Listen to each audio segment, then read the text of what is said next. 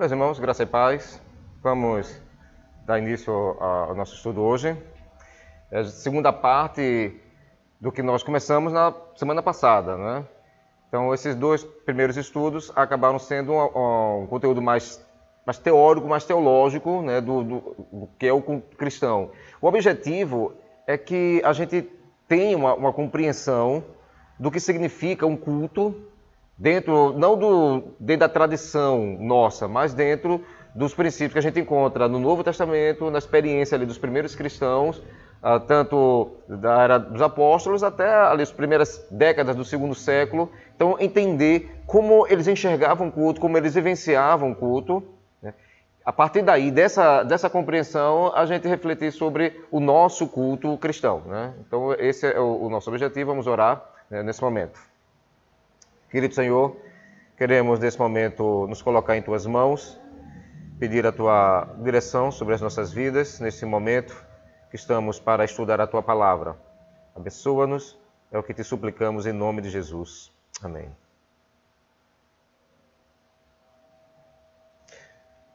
Pronto. Vamos fazer aqui uma rápida retrospectiva, né, do que a gente viu na semana passada.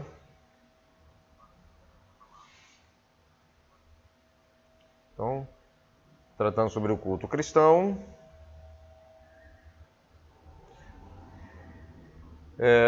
Um pouco sobre o significado do culto, né, o que vem a ser culto. E sobre essa questão, a gente viu o significado dos próprios termos bíblicos, as palavras bíblicas utilizadas tanto no Antigo Testamento hebraico como no Novo Testamento em grego, de cultuar, traz a ideia de prostrar-se e de servir ao Senhor. Então, o culto é uma atitude de rendição, uma atitude de serviço a Deus, estamos servindo a Deus.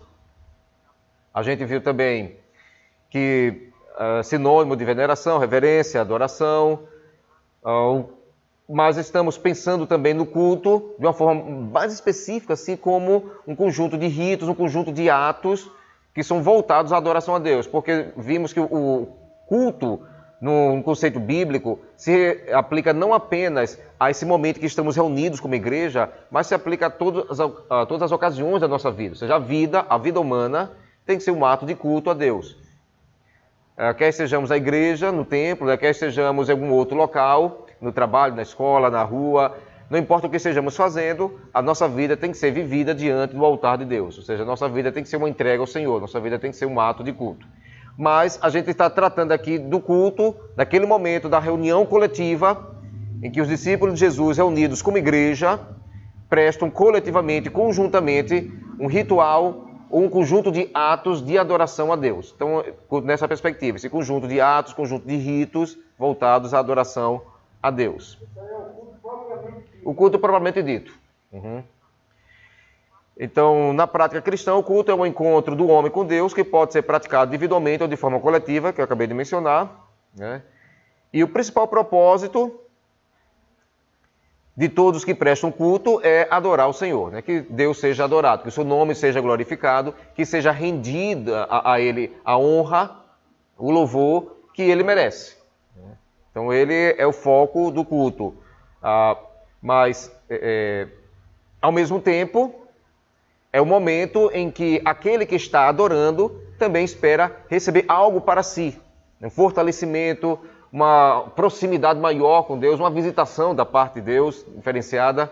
Então, embora o culto seja voltado a Deus, aquele que está adorando, prestando a adoração também, vai com a expectativa de que receba algo também, né? Ele vai dar para Deus, mas também que espera receber algo. Então, essa troca, o culto acaba se tornando uma troca no bom sentido, não uma barganha, mas uma troca, no sentido de que o adorador está prestando a sua rendição ao Senhor e, ao mesmo tempo, Deus se manifesta e se revela na vida dele, do adorador.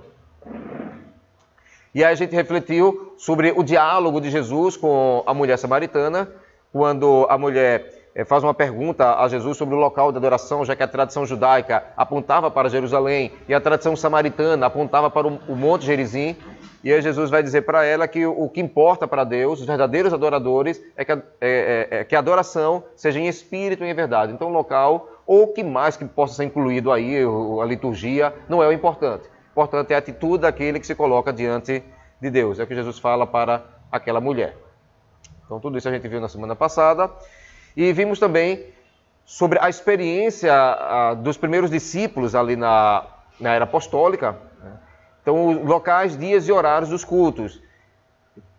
Então, a igreja não se reunia em templos. Embora haja uma menção a templo no livro de Atos, apóstolos que estavam diariamente no templo, o templo ali, na verdade, era um local em que provavelmente eles usavam como uma forma de evangelismo, assim como Jesus usou o templo em Jerusalém, não era um templo cristão, era o templo judaico lá em Jerusalém. Então, a igreja, Jesus usou esse templo, o local, o pátio, né, a área externa do templo, como um local para pregar, para ensinar. Inclusive, houve debate com fariseus nesse local. E assim a gente percebe que a igreja continua usando, os apóstolos continuam usando esse local também como um local de reunião, mas provavelmente como um local de evangelização, como a gente conta no relato do capítulo 3, quando Pedro e João estão entrando no templo, e há um paralítico na porta, mendigando, e Pedro se dirige a ele espera receber uma esmola, e Pedro diz, eu não tenho ouro nem prata, mas o que tenho eu te dou, em nome de Jesus Nazareno, levanta-te e anda. Então há aquele milagre, aquele paralítico é curado miraculosamente, as pessoas ficam extasiadas diante da cena, e aí Pedro prega para aquela multidão. Então tudo acontecendo ali no pátio do templo. Então provavelmente essas menções ao templo, como um local de reunião cristã, seria mais para essa finalidade em si. Mas esse templo não era o templo de Salomão, não? Não, o templo de Salomão foi destruído. Foi o templo que foi reconstruído na época de Zorobabel, descrito ali no livro de Esdras, e que depois passou por uma grande reforma com Herodes o Grande. Aquele Herodes que mandou matar as crianças em Belém. É porque esse encontro de Pedro com esse aleijado, foi na porta do templo chamada famosa. Na porta do templo judaico, que foi reconstruído no lugar do templo de Salomão, que foi destruído. Então é o templo judaico ali. Mas a gente percebe pelas várias referências que estão aqui expostas, né, que a igreja se reunia principalmente em casas, nas residências dos próprios irmãos, então que tivesse uma residência um pouco mais ampla, uma garagem, né? Então ali eles usavam para a sua reunião. Garagem, porque eles não tinham carro, né? Mas assim, tivesse um salão um pouco maior, usavam para isso. Mas a gente viu também que qualquer outro ambiente que fosse propício era usado. Então Paulo, por exemplo, lá em Éfeso, usou uma escola, a escola de Tirano, como local de reunião, de ensino, de pregação. A gente encontra lá em Troade, eles estavam em um local amplo, não era uma casa, era um ambiente fechado, mas bem amplo, e ali Paulo pregou durante horas para a igreja em Troade, lá em Atos 20. Então, são várias referências que a gente encontra de que a igreja não se limitou a um determinado local. Ela usava todos os locais que fossem propícios para suas reuniões, e o local mais propício, mais usado, eram as próprias residências dos irmãos. Então, aí várias referências que a gente encontra em Atos e nas epístolas sobre a igreja que se reúne na casa de fulano, a igreja que estava orando na casa de Beltrano. Então, há essas referências aqui. Vimos também que o dia principal de reunião cristã foi o primeiro dia da semana. Então, os cristãos não se sentiram impelidos a adotar o sétimo dia como o dia principal de culto, seguindo a tradição judaica. Então, desde o início, as poucas referências que nós encontramos nas Escrituras sobre um dia em particular que a igreja estava reunida, essas referências são o primeiro dia da semana, que no Império Romano era chamado do Dia do Sol, esse nome ainda se reflete no inglês, né, o Sunday, e que depois os próprios cristãos passaram a chamar o dia de Dia do Senhor. Ao invés de Dia do Sol, Dia do Senhor. Em vez de Sunday, virou domingo. Domingo vem Dia do Senhor. Ou do Senhor, né?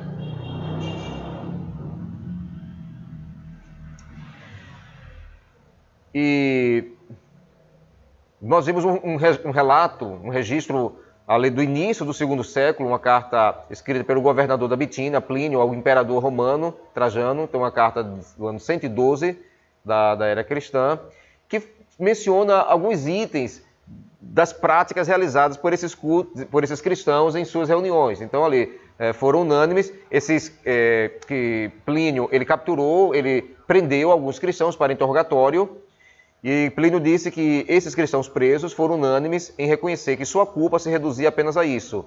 Em determinados dias costumavam comer antes da alvorada e orar responsivamente hinos a Cristo como a um Deus. Concluído este rito, costumavam distribuir e comer seu alimento. Então, bem parecido com os relatos que a gente encontra nas Escrituras, que a gente vai ler hoje, que mostram a comunhão, o partilhar dos alimentos, o partilhar o pão, né, referência à ceia do Senhor, no alvorecer, né, quando o dia estava amanhecendo. Então, é interessante esse relato, porque é um relato de um não cristão, de um romano, que não gostava de cristãos, que perseguiu os cristãos lá no seu território, prendeu algumas diaconisas, torturou algumas diaconisas para interrogá-las. Então ele não gostava, mas ele deixou para a gente esse relato aí, que nos dá uma ideia de que no início do segundo século, o culto entre os cristãos continuava muito semelhante àquele descrito no Novo Testamento. Ficou claro até aqui, né? Esse rápido resumão. Então, como era o culto? Então vamos ver aqui alguns textos bíblicos chaves, e depois a gente vai ver os elementos que a gente extrai desses textos bíblicos, começando com Atos capítulo 2.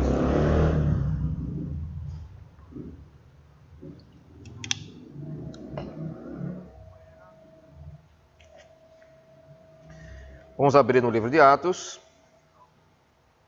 Atos dos Apóstolos, capítulo 2, a partir do versículo 42, parte final, né?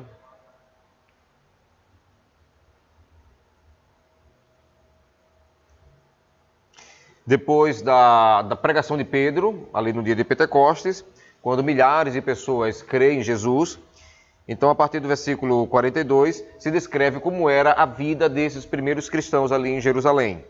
Eles se dedicavam ao ensino dos apóstolos e à comunhão, ao partir do pão e às orações. Todos estavam cheios de temor e muitas maravilhas e sinais eram feitos pelos apóstolos. Os que criam mantinham-se unidos e tinham tudo em comum. Vendendo suas propriedades e bens, distribuíam a cada um conforme a sua necessidade. Todos os dias continuavam a reunir-se no pátio do templo, partiam pão em suas casas e juntos participavam das refeições com alegria e sinceridade de coração, louvando a Deus e tendo a simpatia de todo o povo. E o Senhor lhes acrescentava diariamente os que iam sendo salvos. Destacando alguns pontos dessa passagem aqui. Lá no versículo 42, então se dedicavam ao ensino dos apóstolos, ou seja, os apóstolos ensinavam, né, nesse momento, ao ensino dos apóstolos e à comunhão, ao partir do pão e às orações. Ao partir do pão, deu uma referência à ceia. Então, as orações, ao ensino dos apóstolos. Então, a gente já vai percebendo alguns itens que faziam parte dessas reuniões cristãs. Olhando aqui no versículo 46, todos os dias continuavam a reunir-se no pátio do templo, né? Eu mencionei aqui. Partiam pão em suas casas. Então, o pátio do templo, provavelmente usado para testemunho acerca de Jesus pelos apóstolos, e mais, o partir o pão, ou seja, o momento mais íntimo, mais reservado, o momento da ceia, então do culto reservado só aos cristãos. Então, esse partir o pão em suas casas, eram nas casas. Então, juntos participavam das refeições com alegria e sinceridade do coração, louvando a Deus. Então, a menção aqui também é o louvor a Deus.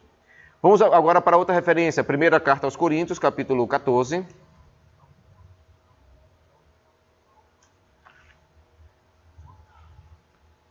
A partir do versículo 26.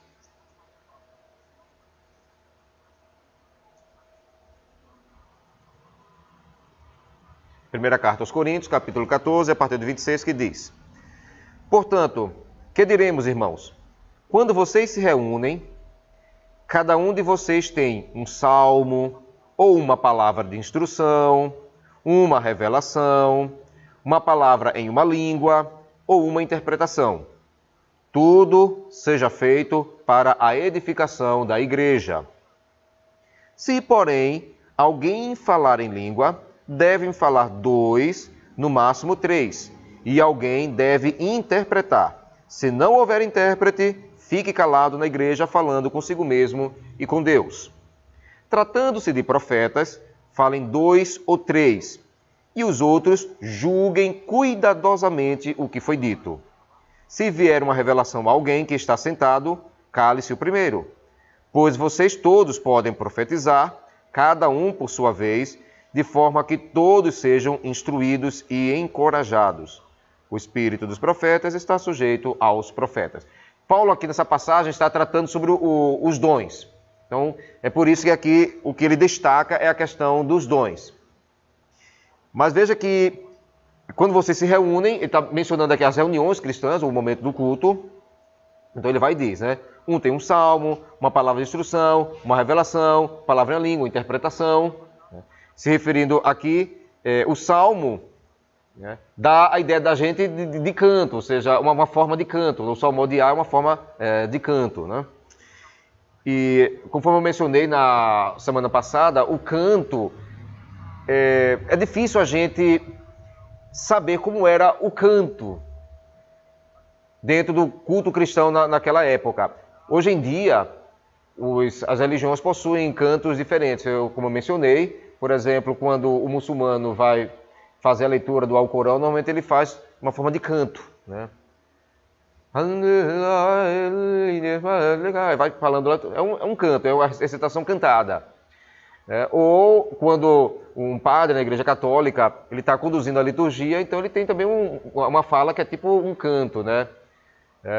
Ó Senhor, abençoa-nos todos aqui. Então, é um tipo de canto. Como da mesma forma, também é canto essas músicas mais ritmadas que nós fazemos. Então, canto é um conceito assim, mais amplo.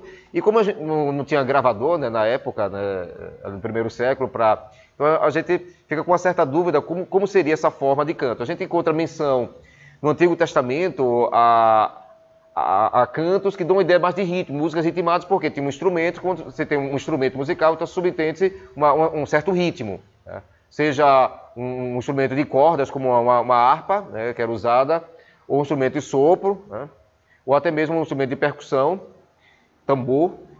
Então a gente tem uma cadência, né, supõe uma cadência, né, para os instrumentos serem tocados, supõe essa cadência, mas por outro lado a gente percebe que os cultos cristãos não eram uma adaptação do culto judaico do Antigo Testamento, é uma coisa completamente nova, bem nova, né? Diferente. Mas vamos lá. Então Paulo menciona aqui, sobretudo, o uso da palavra, o uso da fala, e aqui fala em instrução, além do salmo, né? Instrução, revelação, a palavra em língua, interpretação, né? Tudo para a edificação da igreja, que nos mostra como era importante no culto cristão esse momento da fala, da ministração da palavra, em suas diversas formas, como aqui está mencionada. Outra coisa interessante é que, como ele diz aqui no versículo 31, pois vocês todos podem profetizar, cada um por sua vez, de forma que todos sejam instruídos e encorajados. Então, cabia a participação coletiva, um com uma coisa, o outro com outra, né? Então não era um culto centrado apenas numa única pessoa, num único personagem.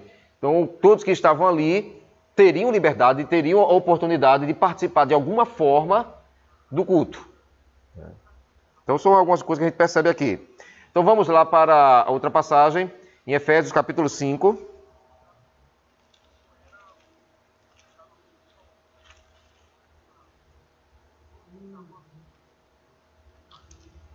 Efésios capítulo 5, versículo do 18 ao 20.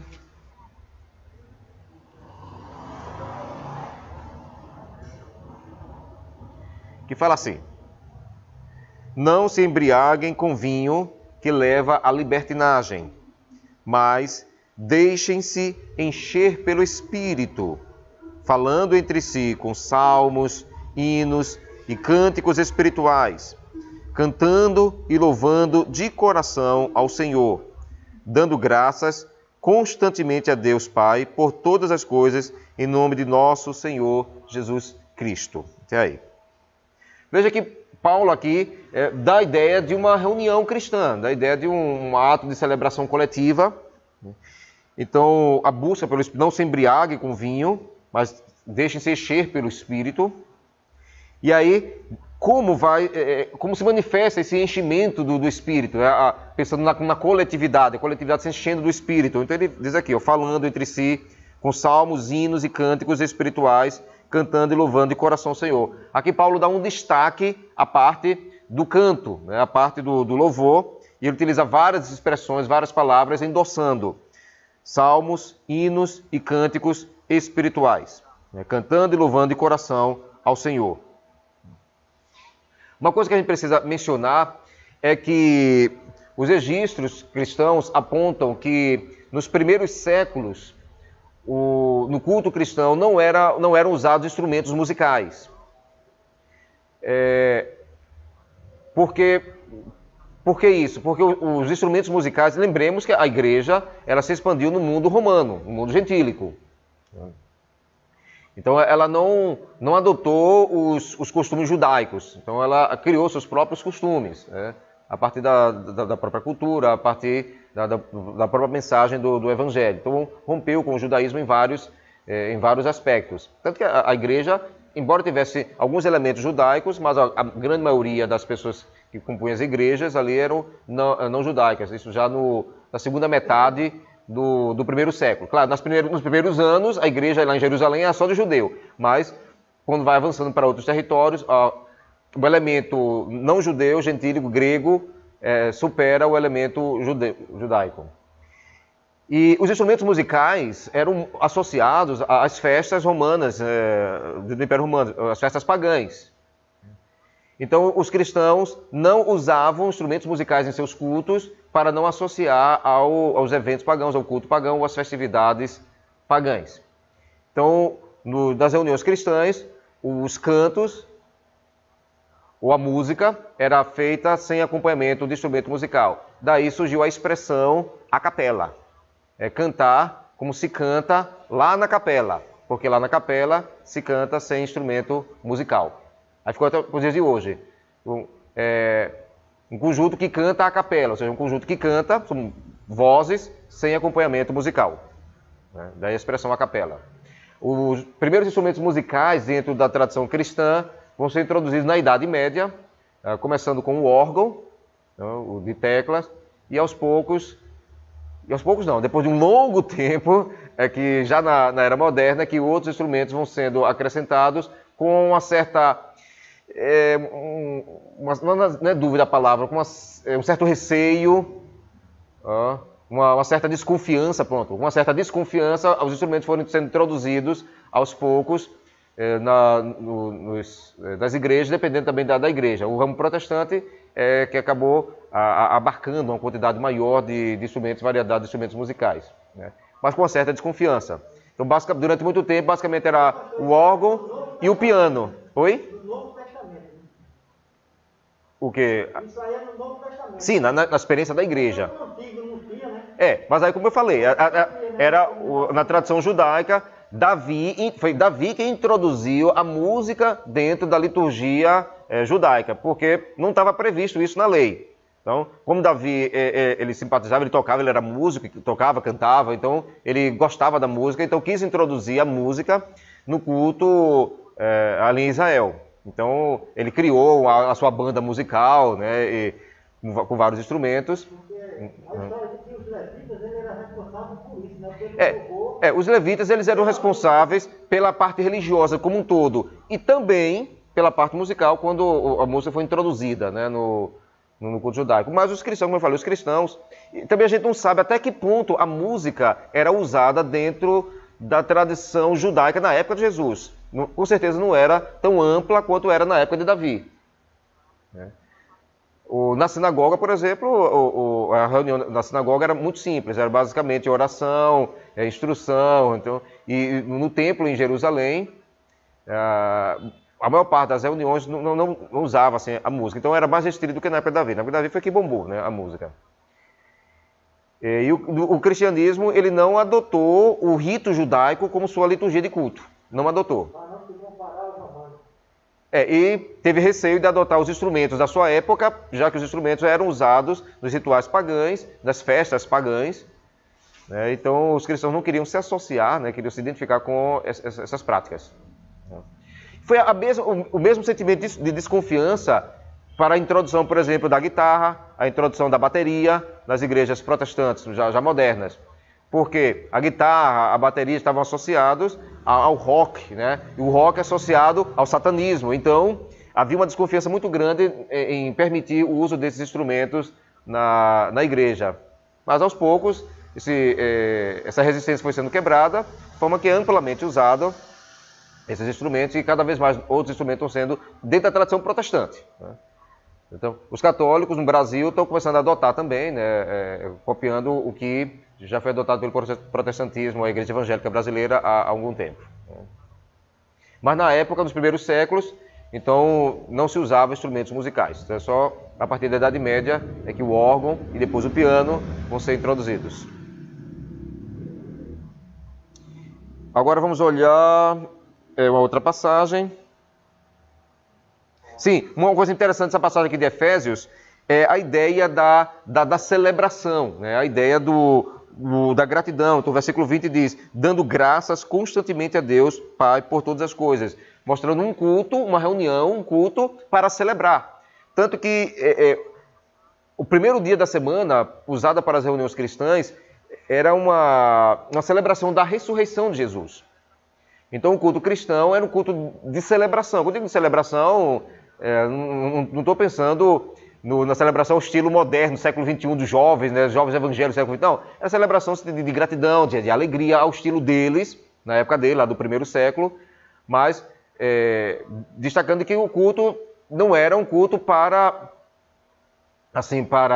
penitência, né? Não era um culto para celebrar, né? Se celebrava a ressurreição de Jesus, e aí atitude de gratidão a Deus, cânticos, salmos, hinos, né? Faziam parte desse momento de celebração. Olhando aqui a última passagem, Colossenses capítulo 3.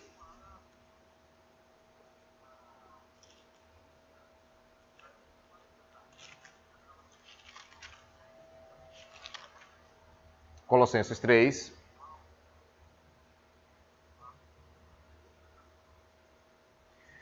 Versículo 16 e 17, em que Paulo também faz uma descrição aqui, lembrando muito o que ele tinha escrito na carta aos Efésios. Na verdade, a carta aos Efésios e aos Colossenses são cartas escritas da prisão, então em momentos bem próximos. 3,16 de Colossenses. Habite ricamente em vocês a palavra de Cristo. Então, habite ricamente a palavra de Cristo em vocês.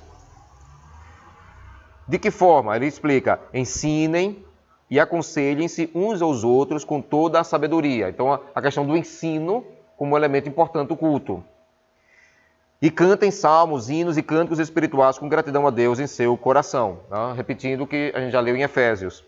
Tudo o que fizerem, seja em palavra ou em ação, façam-no em nome do Senhor Jesus, dando por meio dele graças a Deus Pai. Tá. Então, dessas passagens aqui, de outras que eu vou mencionar aqui, outras menores, a gente pode estabelecer os elementos do culto cristão. Então, vemos aqui esses textos-chave, e agora vendo os elementos do culto cristão. Primeiro, participação, como eu mencionei.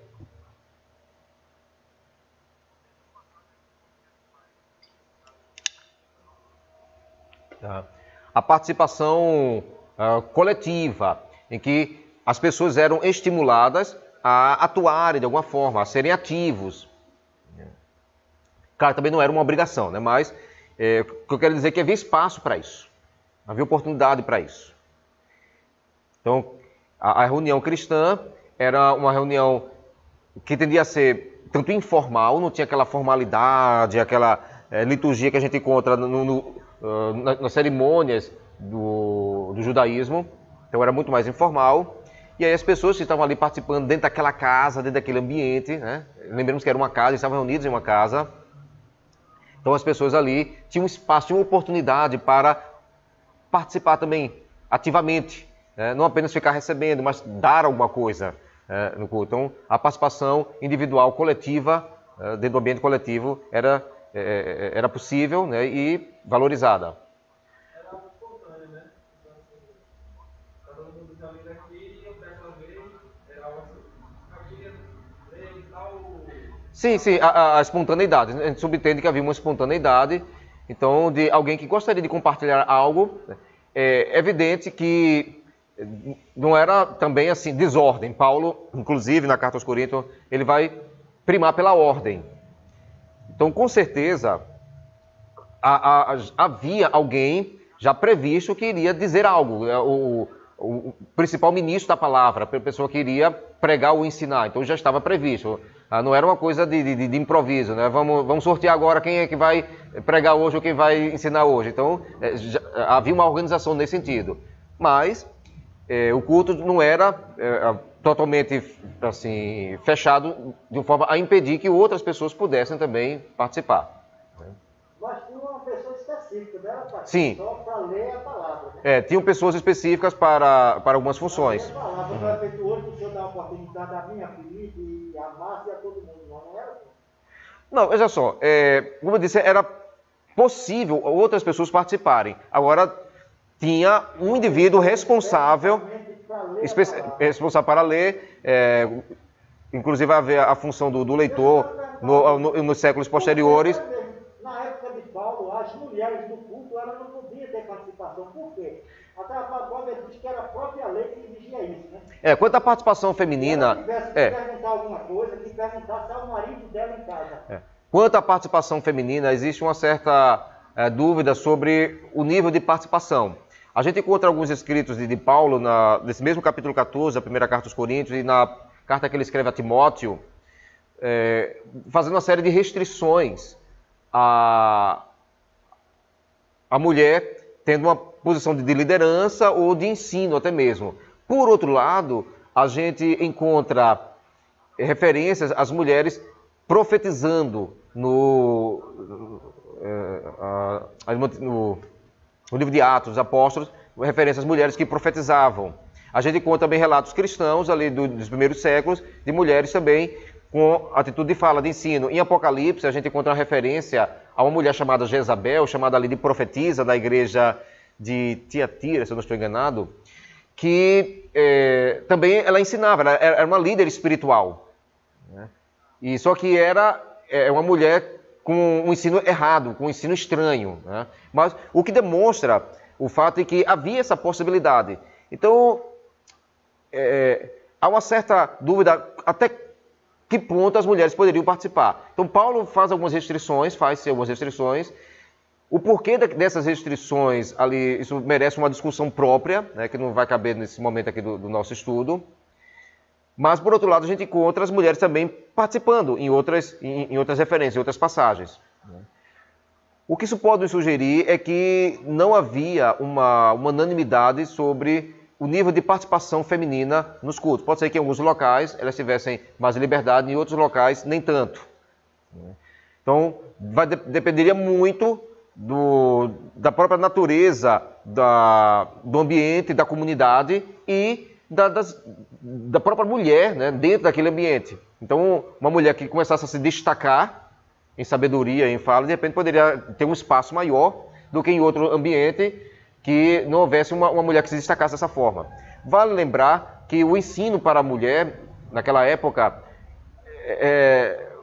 não existia. Então, havia até oportunidade para os homens estudarem, mas não para as mulheres estudarem.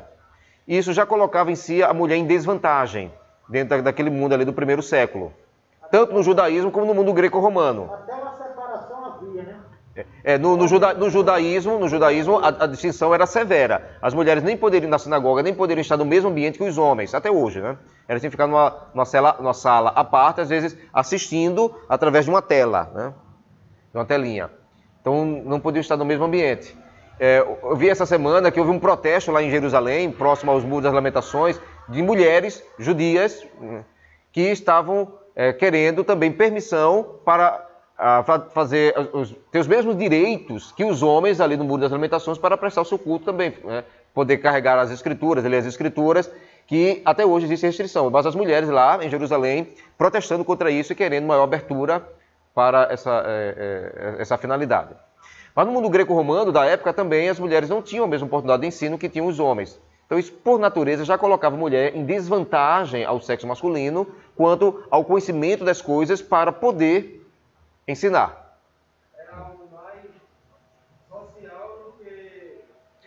Era muito mais um problema social do que uma proibição divina, uma proibição de Deus ao ministério feminino. Uma restrição social mesmo.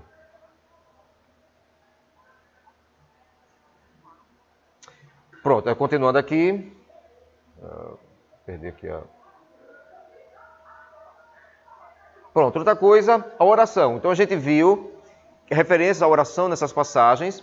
E há várias outras passagens que estão aí que a gente vai dar uma olhada, que mostram a igreja orando. O que nos destaca para a gente que a oração era uma prática comum. Uma das práticas mais comuns entre os cristãos, do culto cristão, a oração. Vamos dar uma olhada em Atos capítulo 1. Essa passagem foi antes mesmo do derramamento do Espírito, no dia de Pentecostes. Os cristãos ali estavam, os discípulos de Jesus, depois da ascensão de Cristo aos céus, reunidos. Então, se destaca que orar eles oravam. Então, Atos 1, versículo 14, que diz assim: todos eles se reuniam sempre em oração, com as mulheres, inclusive Maria, a mãe de Jesus, e com os irmãos dele. Então, os discípulos reunidos sempre em oração. 12, Atos 12, a partir do versículo 12.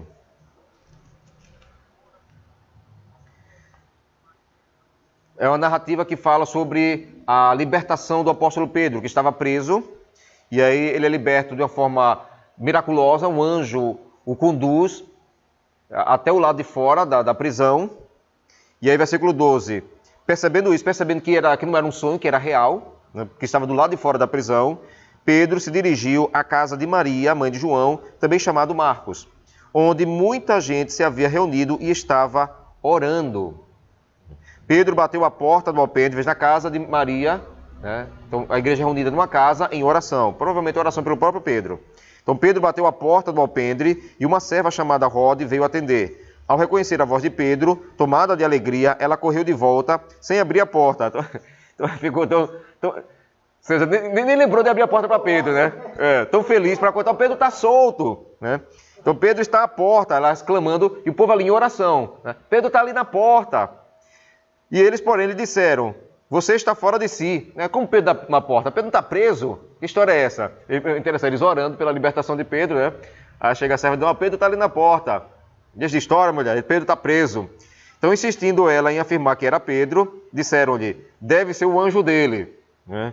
Mas Pedro continuou batendo, e quando abriram a porta e o viram, ficaram perplexos. Mas ele, fazendo-lhe sinal para que se calassem, descreveu como o Senhor o havia tirado da prisão e disse: contem isso a Tiago e aos irmãos. Então saiu e foi para outro lugar. Mas eu quero destacar aqui a ideia da igreja reunida em oração, né? Em oração.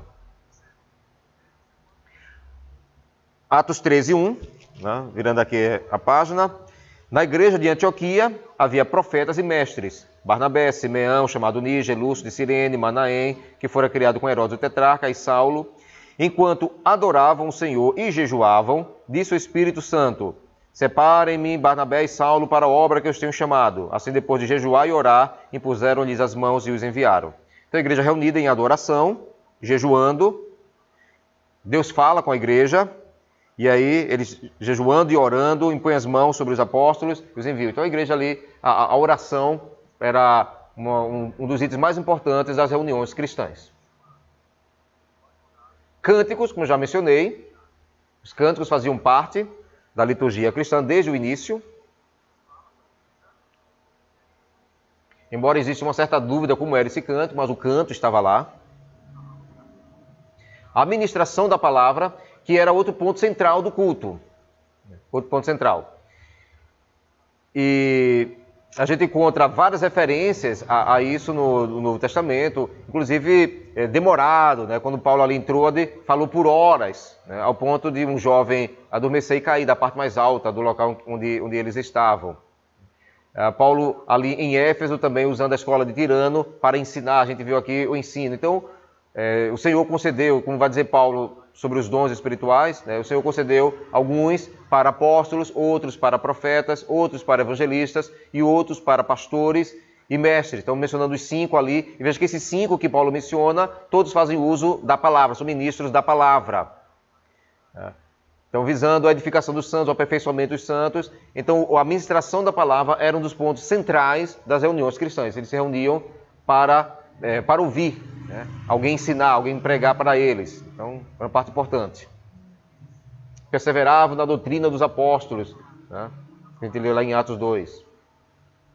A leitura que Dado mencionou aqui, vamos abrir em primeira carta de Paulo a Timóteo, capítulo 4. Primeira carta a Timóteo, capítulo 4.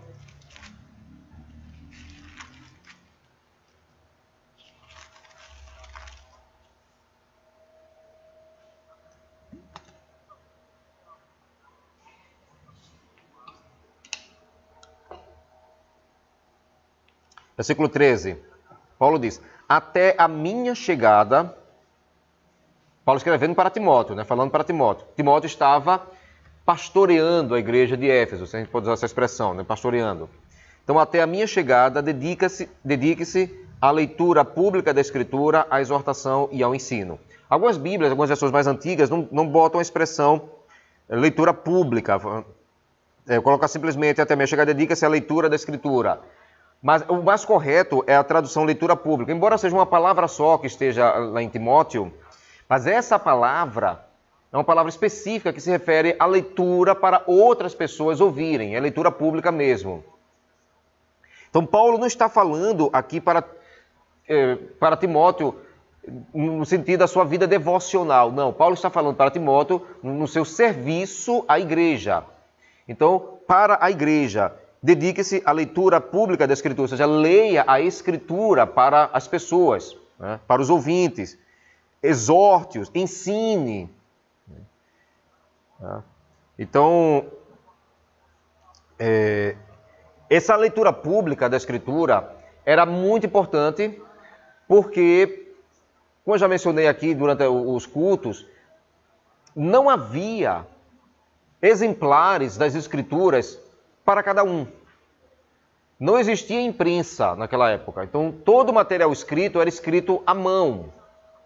A primeira escritura que a igreja usou em seus cultos foi aquilo que nós chamamos hoje de Antigo Testamento. Então a igreja adotou o Antigo Testamento. Então era a partir do Antigo Testamento que os apóstolos falavam sobre Jesus, anunciavam a vinda do Cristo, do Messias. Com o passar do tempo, à medida em que os apóstolos foram escrevendo os livros que hoje compõem o nosso Novo Testamento, essas cartas, né, todos os escritos do Novo Testamento foram cartas, foram correspondências enviadas para pessoas ou para igrejas. Então, à medida que esses escritos foram sendo produzidos, foram sendo copiados e foi se espalhando para as comunidades cristãs, então foi se organizando um outro volume, digamos assim, de escritura, ou seja, além das escrituras da lei e dos profetas, agora as escrituras dos apóstolos, se assim que a gente pode chamar. Então, esse volume, volume 1, Antigo Testamento, volume 2, Novo Testamento. Eles não usavam essa expressão Antigo e Novo Testamento, então era a escritura. Então, aos poucos, é que esse outro material, escrito pelos apóstolos, passou a ser também usado no culto cristão, sendo lido também no culto cristão. Os evangelhos, os relatos sobre Jesus foram se espalhando. Então, mas o fato é que a leitura pública era uma parte importante do culto. Como os irmãos não tinham exemplares das Escrituras individualmente, o momento que eles tinham para ter acesso ao texto escrito era no momento do culto. Então, aqui Paulo orientando para que Timóteo lesse as Escrituras para a igreja. Então, leia para eles. Então, essa escritura era escrita em pergaminho, né? O material era normalmente papiro, era o mais comum, que era o mais barato, mas também se usava pergaminho, que era mais caro, mas também mais duradouro. O pergaminho é feito de couro de animal e o papiro feito de planta aquática. Era enrolado. Então, uma página, se escrevia uma página e aí se costurava uma outra página do lado, também se escrevia. Então, as páginas eram uma ao lado da outra e depois o material era enrolado. Então, se abria a escritura e se lia durante um bom tempo. Enquanto o tempo desse, então, era lida ali. Então, era o momento da igreja ouvir as escrituras. a prática ou a possibilidade de cada um ter sua escritura só vai surgir na era moderna com a invenção da imprensa, quando Gutenberg imprime os primeiros 180 exemplares da Bíblia. Então, o primeiro livro impresso foi a Bíblia Sagrada, na imprensa de Gutenberg. E aí, com o avanço da tecnologia, foi se tornando cada vez mais fácil a produção de materiais, a produção de livros, inclusive da própria Bíblia. E hoje nós temos 2, 3, 4, 5 Bíblias em casa, além do uso eletrônico, né, da Bíblia, que agora não precisa ter a Bíblia impressa em papel. Na verdade, a tendência hoje é o papel ir diminuindo o seu uso, cada vez mais, pensando de uma forma ambiental, ecológica, diminuir o uso do papel e fazemos uso da Bíblia eletronicamente, nosso smartphone, né? Abre o aplicativo, está lá a Bíblia. E para mim, eu não vejo problema. Tem alguns que não gostam muito da Bíblia no celular, o negócio da Bíblia de crente, impresso no papel. Eu não vejo honestamente nenhuma diferença. Igual os instrumentos, a resistência dos instrumentos, novidade, né? Porque o que importa é o texto, e o texto, se está impresso no papel ou se está aqui na telinha, não faz diferença. Eu estava comentando isso da pedra aqui, futuramente ninguém vai andar mais com Bíblia. Porque a Bíblia é quem identifica o crente, mas essa identificação ela vai desaparecer. Por quê? No lugar de eu vir com a minha Bíblia debaixo do braço, eu vou no celular. O celular, smartphone. Então, aí tem tudo, tem o inário, tem o cantor cristão, tem a Bíblia, tem todos os recursos ali, né? Então, essa é a tendência com o avanço da tecnologia. Então, cada vez mais acessível as escrituras para nós. Mas naquela época, não. Então, a oportunidade era ali no momento culto. Então, era um exemplar por comunidade cristã. Então, tinha que ir ali. Se não houvesse a leitura pública, então ninguém ia ouvir as escrituras, não ia conhecer as escrituras. Comunhão e ceia, conforme a gente já viu que eles partiam em pão de casa em casa, mas vamos dar uma olhadinha em Coríntios 11.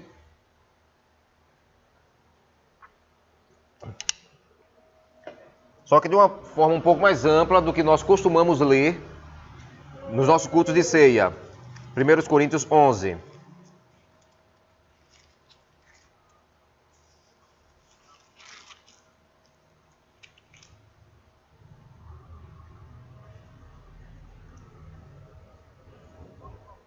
A partir do versículo 17. Então, Paulo fala à igreja de Corinto. Entretanto, nisto que lhes vou dizer, não os elogio, pois as reuniões de vocês mais fazem mal do que bem. Em primeiro lugar, ouço que quando vocês se reúnem como igreja, há divisões entre vocês, e até certo ponto eu creio, pois é necessário que haja divergência entre vocês para que sejam conhecidos quais dentre vocês são aprovados. Então, havia brigas, divergências, havia grupinhos lá na igreja de Corinto. Quando vocês se reúnem, não é para comer a ceia do Senhor, porque cada um come sua própria ceia sem esperar pelos outros. Assim, enquanto um fica com fome, outro se embriaga. Será que vocês não têm casa onde comer e beber? Ou desprezam a igreja de Deus e humilham os que nada têm? Que lhes direi? Os elogiarei por isso? Certamente que não. Paulo aqui está fazendo menção a algo que nós sabemos hoje, que era comum em várias igrejas, essa refeição coletiva. Então, cada um levava um pouco de alimento e tudo era compartilhado ali na mesa. Como o culto costumava ser ao amanhecer, antes de irem trabalhar, então era o momento também de se alimentar, né? Tomar um café para ir trabalhar. E o objetivo era gerar comunhão. Só que lá em Corinto, cada um levava a sua própria refeição e não dividia. Quem tinha. Quem não tinha, o mais pobre não tinha o que levar, ficava com fome. Então um ficava de barriga cheia e o outro com fome.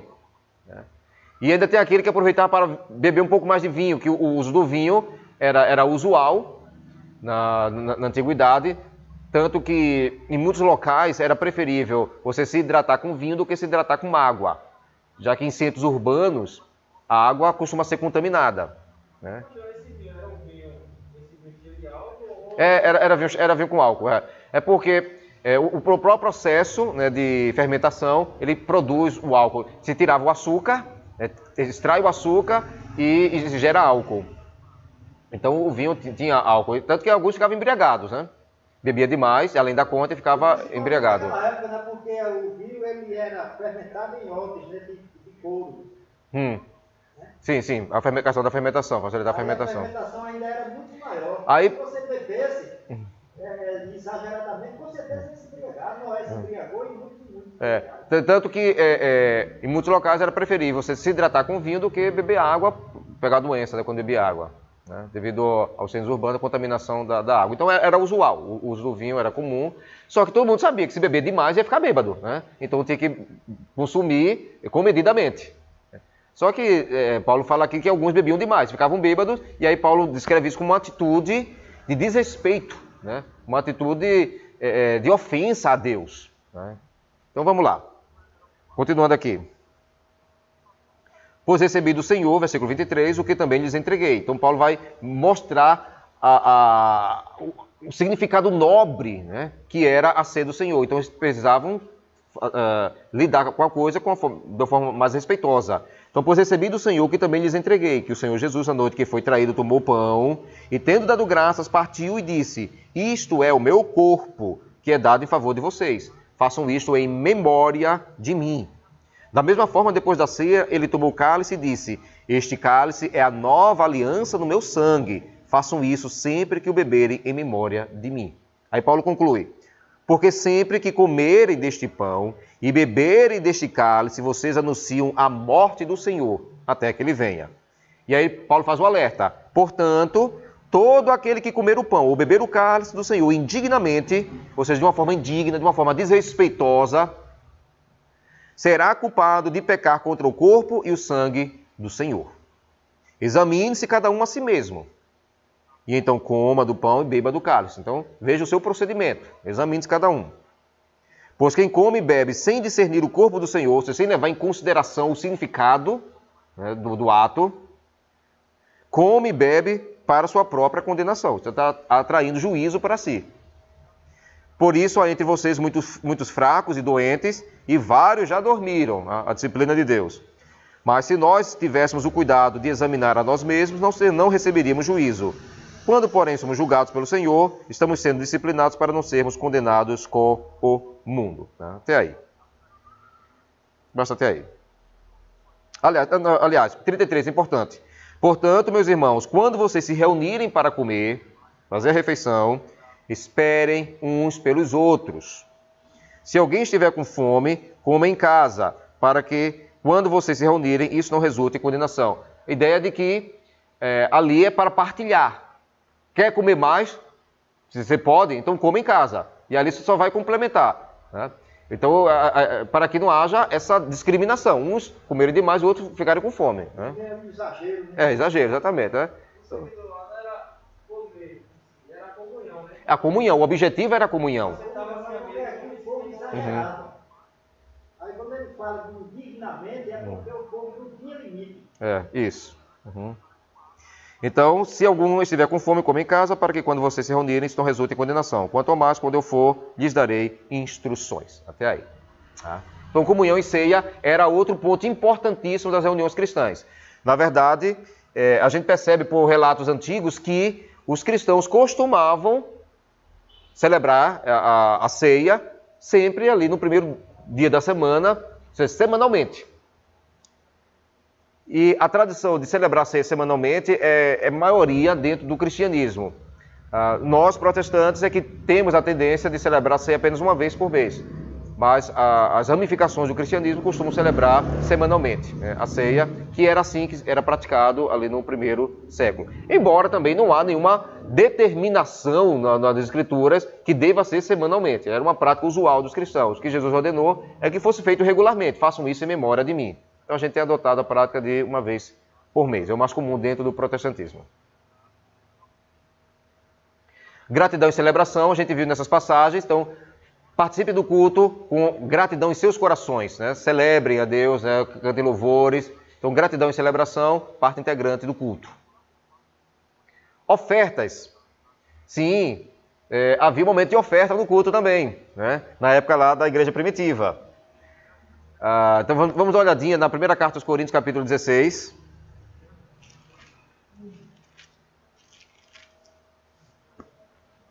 1 Coríntios 16. Paulo fala aqui aos irmãos.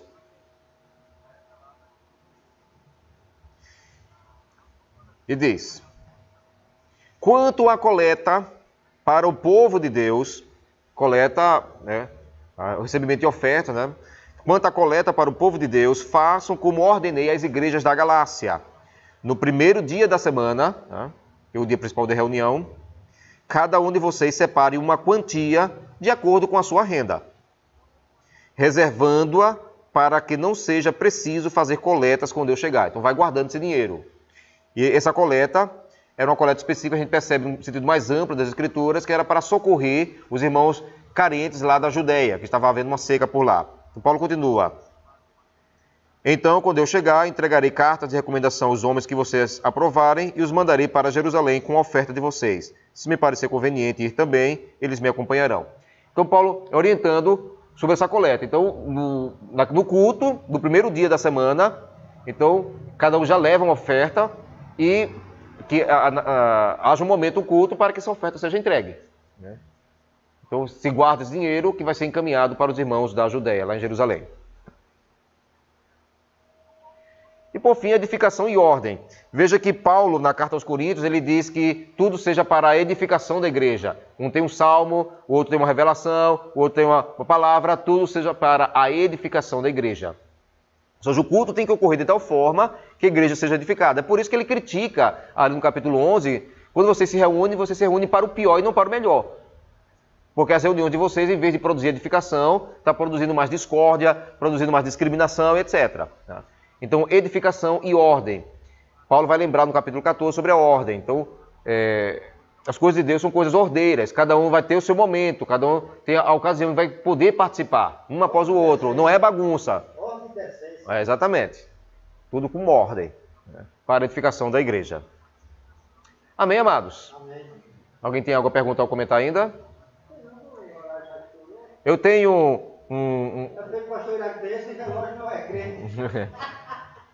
eu tenho aqui um relato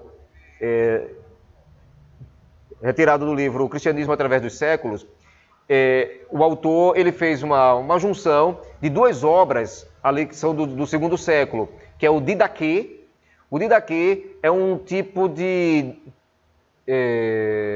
orientação para os primeiros discípulos. Um livro de discipulado, digamos assim. Então, o Didaquê foi um material produzido por algumas igrejas, né, por alguma vertente lá do cristianismo, que era usado na educação, no ensino para os novos convertidos.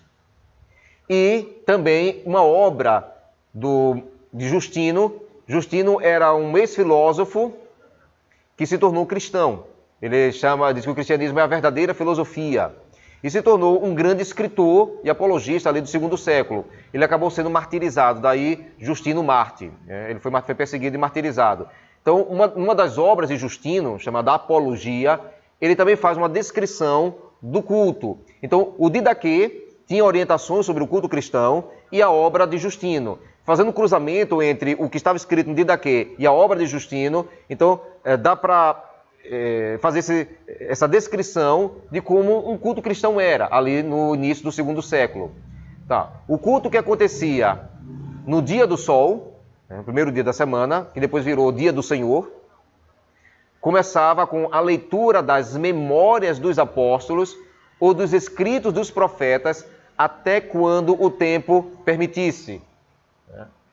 Até quando o tempo permitisse. Então, veja, é interessante essa referência aqui, memória dos apóstolos e escritos dos profetas. Escritos dos profetas, obviamente a gente entende o Antigo Testamento.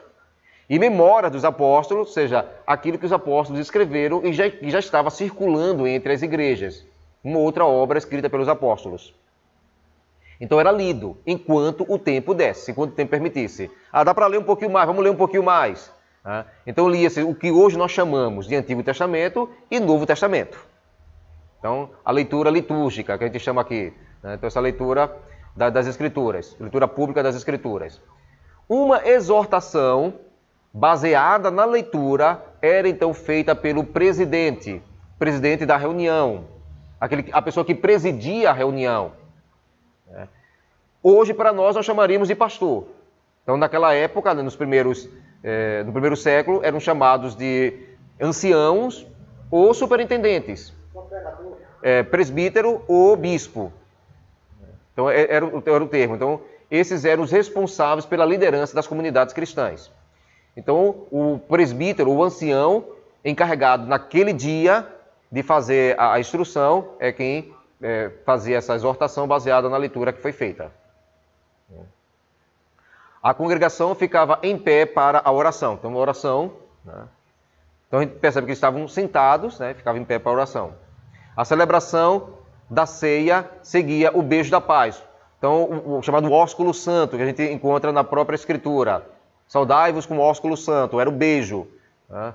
Então, pratica isso hoje é a congregação cristã, né? A congregação cristã pratica esse beijo. Também é comum em igrejas no Oriente. Né? Então, na nossa cultura entrou em desuso, mas era comum na igreja primitiva. Eles se saudavam com um beijo. E então, após que celebrava a comunhão. Então, após o ósculo santo, o beijo da paz, então havia a celebração da ceia. E como era a celebração da ceia? Os elementos do pão e da água e vinho eram dedicados por oração e ação de graças, às quais o povo respondia com amém. Os diáconos distribuíam então os elementos para os presentes. Alguma coisa semelhante? Pois é, né? Pastor, o beijo, esse aí era uma prática dos judeus, né? Era uma prática daquela época, da época de Jesus. Sim, o ósculo santo era comum no primeiro século. Era comum no primeiro século, era uma tradição cristã, né? Até porque quando algo respeitoso, né? O soldado perguntou a Judas, né? Quem é o Cristo? Esse é aquele que eu beijava. Isso, era uma prática que eles tinham. Isso, uma prática comum. Depois do culto, fazendo observação, que depois do culto, eles, os diáconos, se dirigiam para as casas daqueles que não puderam estar presentes à reunião, para levar os elementos, né, do pão e da água e vinho. Por fim, tirava-se uma coleta para ajudar as viúvas, aos órfãos, aos doentes, aos prisioneiros e aos estrangeiros. A reunião então se encerrava e todos voltavam para suas casas. Então, nessa liturgia que a gente encontra aqui do segundo século, a gente percebe dois pontos que se destacam na liturgia. Um é a ministração da palavra e o outro a celebração da ceia. São os dois pontos de destaque. Ou seja, no que mais se gastava o tempo, dedicava o tempo, nesses dois elementos aqui. Tá? Então, evidentemente, que dentro da cristandade da época, então, outras diferenças, outras formas de liturgia poderiam ser encontradas. Né?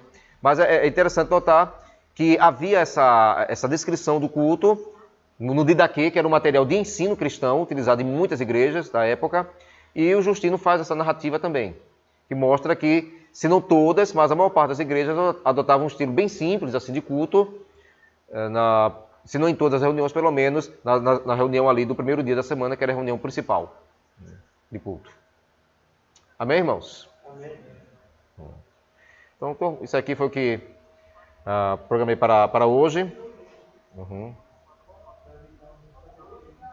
Então, a gente faz assim, o encerramento desse estudo. Nós teremos, de hoje a 15, outros encontros, mas não serão mais com transmissão, que a gente vai focar mais essa questão prática do nosso culto aqui na nossa igreja local. Né? Então, fica sem sentido assim para partilhar com quem não é daqui da igreja local ou quem está assim, em outro município. Então, é uma coisa bem local. Então, vai ficar sem transmissão mesmo. E como próxima semana a gente tem uma sessão administrativa, então de hoje a 15 a gente retorna com esses estudos. Amém, irmãos? Então vamos orar aqui, encerrando. Quem está presente, vamos ficar em pé?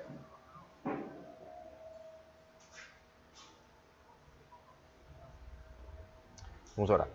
Querido Senhor, nesse momento te louvamos e agradecemos por essa oportunidade aqui juntos, tanto presencialmente como virtualmente, de acompanharmos esse estudo, de meditarmos sobre tão importante assunto. Assim, Senhor, nos ensina a Te adorar, nos ensina a Te cultuar. Nos mostra, Senhor, o que Tu queres de nós, a atitude que Tu queres de nós, que façamos algo digno do Teu louvor, algo digno da Tua glória, Deus. Assim nós Te bendizemos e Te agradecemos em nome de Jesus. Amém. Amém. Deus abençoe os irmãos. Amém.